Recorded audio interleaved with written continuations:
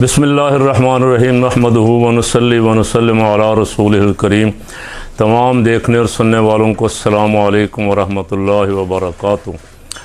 मखसूस नशिस्तों के फ़ैसले के बाद काफ़ी सारी गुफ्तगू चल रही है।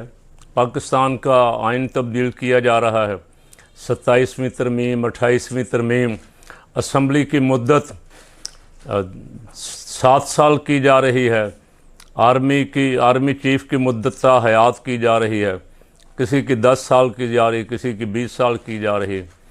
आइन मौलाना फजलुर रहमान साहब ने कहा है कि आइन का किसी का बाप भी आइन को नहीं बदल सकता। जो आइन को बदलने की कोशिश करेगा हम उसको बदल देंगे।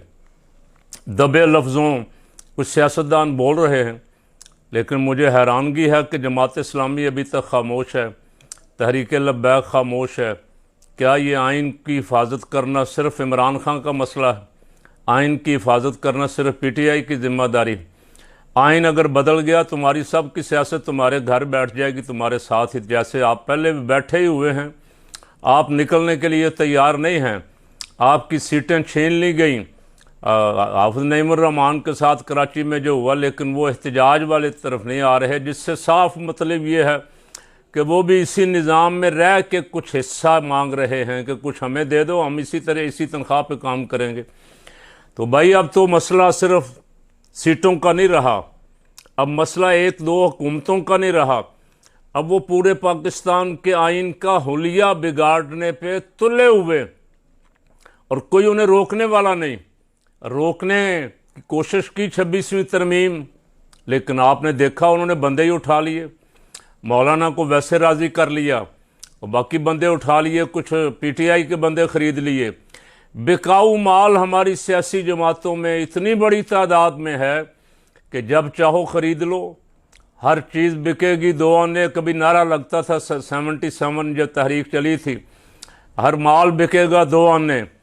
तो ये हर माल बिकाऊ माल बहुत ज़्यादा बिकाऊ ज़्यादा है, अपने मौक़िफ़ पे नज़रिए पे खड़े होने वाले थोड़े हैं, और वो हर तबके में, हमारे भी सियासी भी, उलमा के तबकों में भी, दीनी जमातों में भी, सियासी जमातों में भी, इल्ला माशाअल्लाह।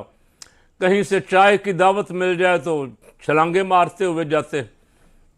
अगर ऐसे खामोशी रही, सन्नाटा रहा, आप कुछ नहीं करना चाहते, आप निज़ाम नहीं बदलना चाहते, तो फिर एक काम कर लें खुदा के लिए, सारे इकट्ठे हों, एक ऑल पार्टीज़ कॉन्फ्रेंस करें और सब हाथ जोड़ के कहें, भाई साहब आप भी ताहयात, असम्बली भी ताहयात, वज़ीर आज़म भी ताहयात, सदर पाकिस्तान भी ताहयात, और वज़राए आला भी ताहयात, गवर्नर भी ताहयात, बाकी सारी कौम जाए भाड़ में।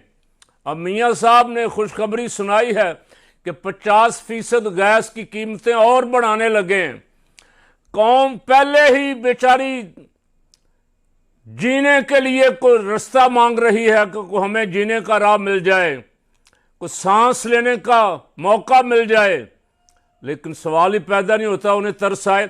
अपने सवाब दीदी फंड भी करोड़ों में 10% नहीं, 20 नहीं, 100 200% बढ़ा लिए हैं। तनख्वाहें 600 बढ़ा ली हैं, और गरीब की गर्दन पे छुरी रखी हुई है कि इसको ज़िबा करके छोड़ेंगे। तो मैं तमाम सियासी वर्करों से, अब वो जिनके दिल अभी ज़िंदा हैं, उनसे गुजारिश कर रहा हूँ कि इसके लिए आप कोई ना कोई लाहा अमल सोचें। दीनी जमातें या सियासत छोड़ दें। अगर आपने यही रवैया रखना है, चल चलाओ वाला ही, जैसे साहब राज़ी हैं ऐसे ही आप भी राज़ी हैं, तो फिर साहब को खुली छुट्टी दे दो।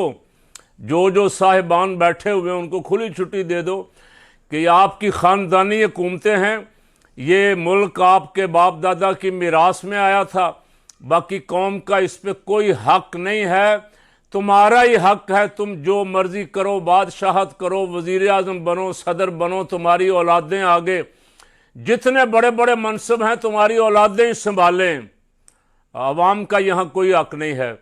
तो मैं अपने जैसे कारकुनों से जो सारी ज़िंदगी हो गई जिद्दोजहद करते करते, मार खाते खाते, जेलें भुगतते भुगतते, उनसे गुजारिश कर रहा हूँ कि कोई दो टोक मौक़िफ़ अपनाएं, खा वो किसी जमात में भी हैं।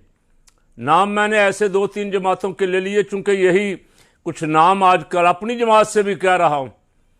निकलें, कोई मौक़िफ़ अपनाएं। अगर ऐसे ही आपने वाहवाही करनी है, जो कुछ वो करना सारा कुछ उन्होंने है, वो ताहयात बन जाएं, वो 7 साल मुद्दत कर लें, वो 10 साल कर लें, और आपने वाहवाही करनी है तो फिर कारकुनों बेचारों की जान छोड़ दें। आप बैठे वाह वाह करते रहें और आप ढोलकी बजाते रहें और वो अमन के और खुशहाली के और मुल्क की तरक्की के गीत गाते रहेंगे, कौम इसी तरह भुगतती रहेगी।